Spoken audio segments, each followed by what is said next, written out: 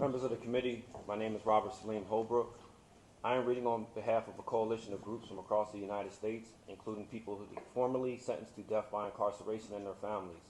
When I say death by incarceration, I am referring to life sentences, but I want to be clear, these sentences do not reflect any respect for human life.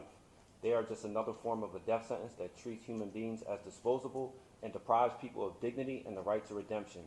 We are here this week to urge the Human Rights Committee to call on the U.S. to end its racially discriminatory practice of death by incarceration as a violation of the international prohibition on torture. In the United States, over 200,000 people are serving death by incarceration sentences. It is not a coincidence that a majority of the people serving these sentences in the United States are people of color, because mass incarceration has its roots in the United States' origins in slavery and settler colonialism and treating non-white peoples as disposable. In 2009, the sentence of death by incarceration brought my sister to Geneva to advocate at the UN for the abolition of one form of death by incarceration, life without parole for children. In 2014, this committee recommended that the United States abandon life without parole for children.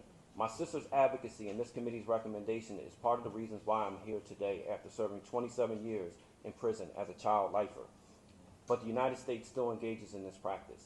Fundamentally, it is urgent for the committee to go further.